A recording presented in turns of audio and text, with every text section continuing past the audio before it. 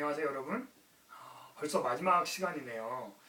여러분 지금까지 함께 이 영상을 보면서 저와 함께 해주셔서 진심으로 정말 감사드립니다. 오늘은 마지막 강의를 하면서 지금까지 배웠던 기독교의 그 진리를 네 가지로 좀 압축해서 정리를 한번 해보고 넘어갈까 합니다. 첫 번째가 무엇이었나요? 하나님께서 이 세상을 창조하셨는데 세상과 인간을 창조하셨는데 그냥 창조하신 것이 아니라 의도를 가지고 창조했다. 그 의도의 핵심이 무엇이었나요? 우리의 주인이신 하나님이 우리와 인간과 커뮤니케이션, 소통하길 원하셔서 우리를 만드셨다. 그냥 만들어 놓고 내팽개치신 것이 아니라 이야기하고 대화하고 교제하길 원하셔서 우리를 만드셨다. 첫 번째 진리였습니다. 두 번째는 뭐였습니까? 그런데 사람이 내가 내 인생의 주인이다. 하나님은 없다. 또는 하나님은 인생의 주인이 아니다. 라고 살기 시작했고 그것이 인간의 모든 문제의 근본적인 원인이 되었다라고 했습니다. 나 중심성. 이것이 바로 성경에서 말하는 모든 깨어짐의 근본적인 원인이고 한 단어로 죄라고 했습니다. 이것이 두 번째 성경이 말하는 진리였습니다. 세 번째는 무엇이었습니까? 이 세 번째가 어떻게 보면은 가장 중요한 건데 이 죄의 문제에 빠져 있는 인간의 이 안타까운 상황을 어떻게 해결할 것인가? 해결책. 하나님께서 제시해 주신 해결책에 대한 얘기였죠. 해결책은 무엇이었습니까? 여러분, 죄의 대가는 반드시 죽음인데 나 중심적으로 살아가는 인간이 궁극적으로 도달하게 될 곳은 결국에 죽음밖에 없는데 이 죽음의 문제를 어떻게 할 것인가? 이것이 바로 하나님의 고민이고 그 해결책이 여기에서 나오게 됩니다. 여러분 죽음이라는 얘기를 하면은 되게 추상적으로 얘기를 하는데 우리는 사실 살아가면서 죽음을 경험해요. 여러분 살다가 정말 죽을 것 같아. 여러분 인생이 죽을 것 같아서 고통스러워하면서 사는 사람이 얼마나 많습니까? 그러다가 스스로 목숨을 끊는 사람도 있잖아요. 얼마나 삶이 고통스러우면은 죽을 것 같은 고통 속에서 차라리 죽는 게 낫겠다 해서 죽는 거거든요. 이것이 바로 죽음이 인간이 직면하는 그 고통의 가장 끝에 있는 바로 그 결과입니다. 죽음이라는 것이죠.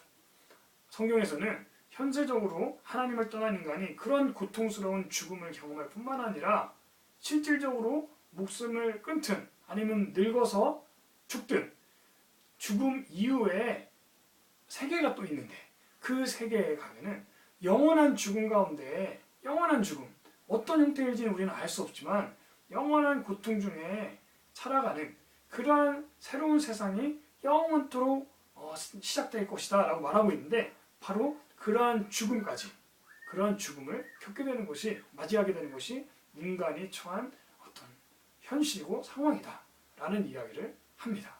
여러분 이런 심각한 죽음이라는 문제를 직면하고 있는 그러한 인간에게 하나님께서 해결책을 제시해 주신 것이 누구였습니까? 바로 예수님이셨습니다. 예수님을 대신 인간 대신 그 죽음의 대가를 받게 하신 것이죠. 십자가상에서 예수님은 육체적 고통뿐만 아니라 영적인 단절 속에서 실질적인 그 죽음의 고통을 당하셨습니다. 그런데 예수님께서 죽음을 이기시고 부활하셨죠. 예수님이 인간이 아니라 진짜 하나님이셨음이 그곳에서 입증되어진 것입니다. 여러분, 이것이 바로 하나님의 해결책의 핵심 메시지입니다. 예수님이 우리를 위하여 대신 죽으셨고 다시 살아나셨다. 여러분, 죄의 문제가 이제 해결이 된 거예요. 그러면은 그냥 모든 사람들에게 이제 더 이상 죄가 없다라고 하나님께서 해주시는 것인가요? 예수님이 죽으셨으니까? 아니죠. 네 번째 진리가 남았습니다. 이것은 그 사실을 믿고 받아들인 사람들에게만 주어지는 진리입니다.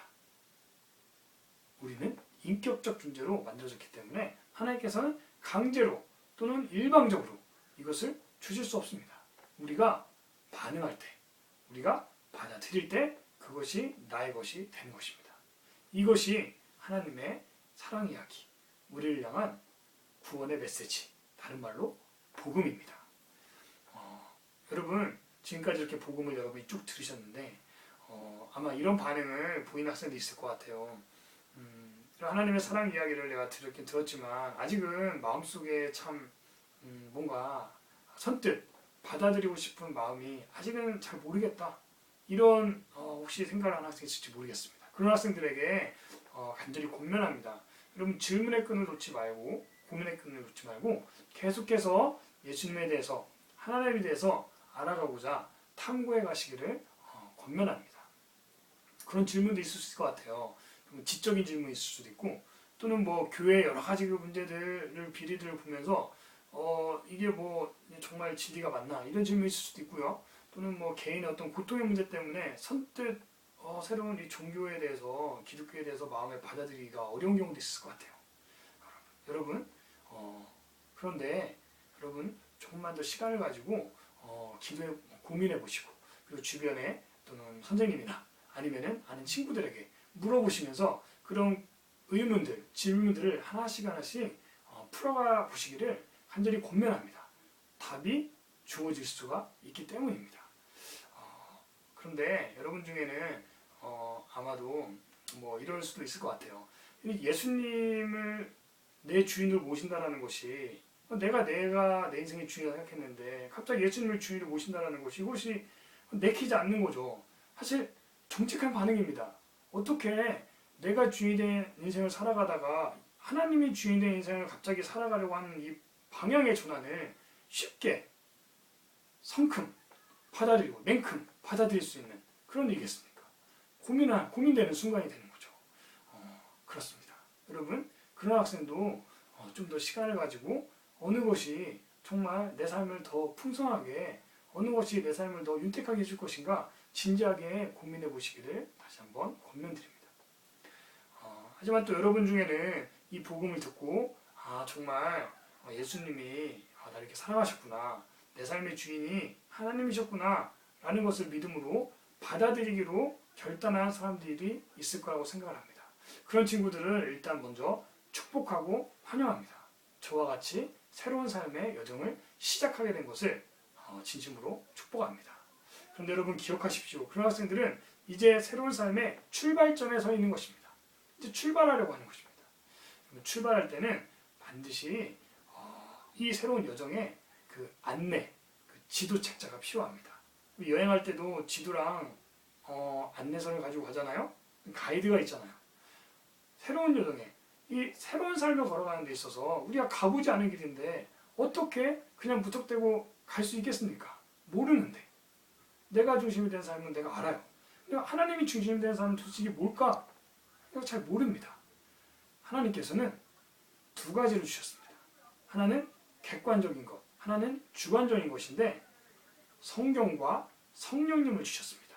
이 성경은 지도와 같은 거예요. 하나님께서 구체적으로 알려주셨어요. 이렇게 사는 것이 하나님이 주인된 삶이다. 나의 뜻이다. 이렇게 살렴. 객관적으로 모든 사람에게 주셨습니다. 그래서 이 성경을 읽지 않는 그리스도인은 절대로 새로운 삶을 살아갈 수가 없습니다. 걸어갈 수가 없어요. 모르니까. 객관적인 진리를 성경을 통해 주셨다면 주관적인 것이 반드시 있어야 되는데 그것은 성령님입니다. 마치 여행의 가이드와 같은 분이시죠. 개개인마다 다 다르잖아요. 삶의 뭐 어떤 배경과 여건과 상황이 다 달라요. 성경을 가지고 물론 이게 지표가 돼서 가지만 순간순간 판단해야 할 때가 너무나 많아요. 그리고 우리가 하나님을 따라간다고 하지만 연약하기 때문에 잘 못할 때도 있고 쓰러질 때도 있죠. 그런 여정 속에서 누가 도와주시냐면은 성령님이 도와주십니다. 성령님은 우리 안에 계신 하나님의 영이십니다. 가이드 역할을 하세요. 그분께서 하나씩 가르쳐 주시죠. 주관적으로, 정말 주관적으로 우리가 느낄 수 있게 가르쳐 주시는 분이십니다. 우리가 새로운 삶의 여정을 떠나갈 때는 반드시 두 가지 양 날개가 있어야 되는데 성경과 성령님이 있어야 됩니다. 여러분 여기서 한 가지만 더 말씀드리면은 여러분 이 길은 혼자 가는 것이 아니에요. 반드시 공동체가 있어야 됩니다. 같은 길을 걸어가는 사람들이 있어야 이 길을 완주할 수가 있습니다. 혼자서는 성경을 어떻게 보는지 성령님의 음성을 듣는 것은 어떻게 하는 것인지, 이웃을 사랑하는 게 도대체 무엇인지, 내 삶의 의미를 찾아가는 것이 도대체 어떻게 하는 것인지 알 길이 없어요. 공동체가, 함께 가는 공동체가 그런 것들을 가르쳐주는 또한 또 하나의 가이드 역할을 해줍니다. 그래서 반드시 여러분 새로운 신앙의 새로운 삶의 여정을 걸어가실 때는 좋은 공동체를 찾아서 그 공동체에 소속되어 그 공동체와 함께 길을 걸어가셔야 됩니다. 교회입니다. 이것이 바로 교회입니다. 교회는 사람과 사람입니다. 여러분, 여러분 모두가 정말 이 새로운 삶의 여정에 저와 함께 끝까지 같이 가시기를 간절히 소망합니다. 감사합니다.